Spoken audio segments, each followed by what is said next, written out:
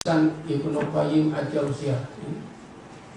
Di situ ada diperbahaskan tentang ruh. Dan kita ruh dalam bahasa Arab sudah diterjemah oleh seorang ulama Indonesia.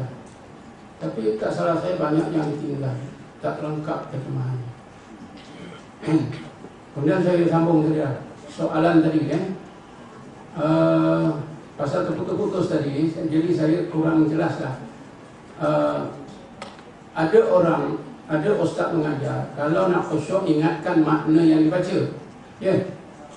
Jadi adakah ini betul? Itu. Begini kita ini sebenarnya dididik oleh ustaz-ustaz ni ke peringkat-peringkat.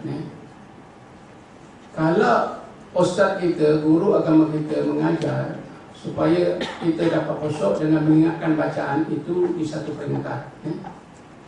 Di satu peringkat. Saya dulu sekolah agama di Johor pun, bila bab sembahyang ni, memang kita sebagai murid ingin sembahyang khusyuk.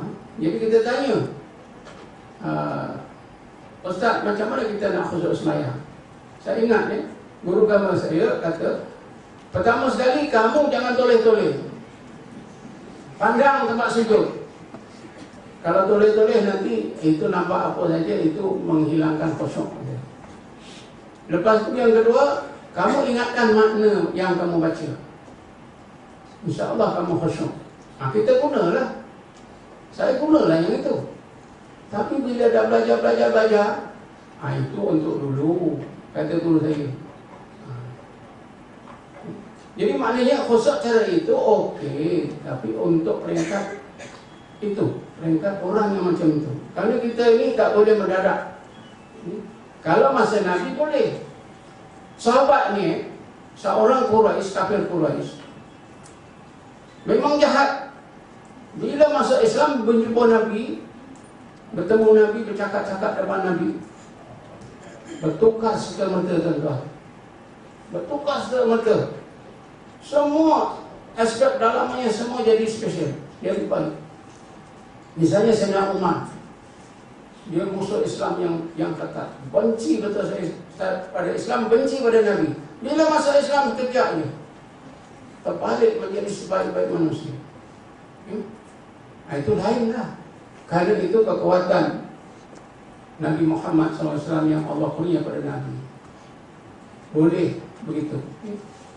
Tapi kita ni berperingkat-peringkat. Permulaan macam itulah, tak apa. Tapi bila kita belajar macam saya, bila belajar ilmu tasawuf, itu tak boleh nak diguna. Sebab ingat makna-makna ni juga lain daripada Allah.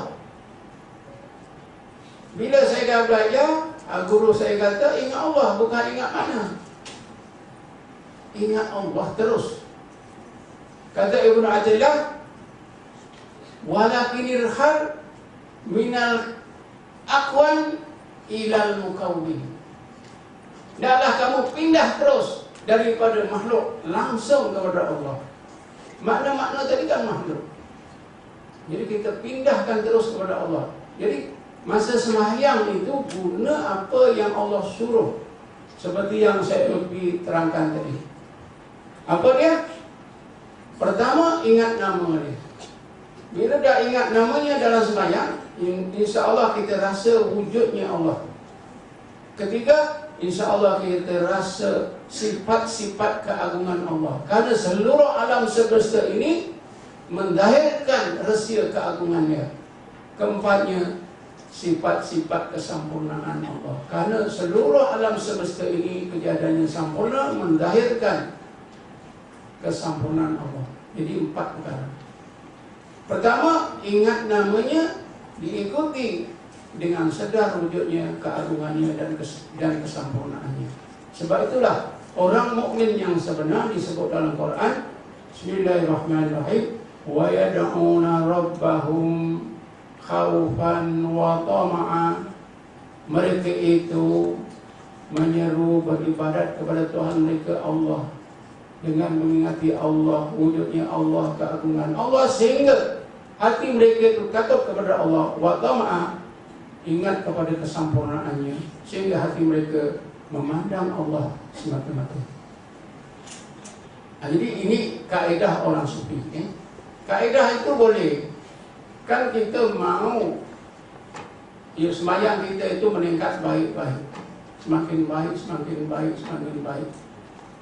Tahun 2009 ini kita tinggalkan. Tahun 2010 kita tinggalkanlah. Mengingat makna, ingat namanya, sedarkan wujudnya, keagungannya, kesempurnaannya. Inilah yang diamalkan oleh orang-orang mukmin yang sebenar. Bismillahirrahmanirrahim. Tatajafa junubuhum anil madaji'i wa yad'una rabbahum khawfan wa tama'an wa mimma razaqnahum yunfiqun. Dalam surah Sajdah. Orang mukmin sebenar itu pada waktu malam tahajud, hidupkan malam. Mereka berdoa, beribadat kepada Allah. Dengan mengingati Allah, mengingati wujudnya, keagungannya, sehingga rasa takut kepada Allah, mengingat kesempurnaannya sehingga memandang Allah semata-mata, dan mereka membelanjakan rezeki yang dikurniakan kepada mereka secara yang diridhai Allah Subhanahu wa taala. Mungkin saya sudah jawab soalan ini. Boleh saudara kalau amalkan itu, tapi tingkatkanlah kepada tingkat yang lebih baik. Allah a'lam.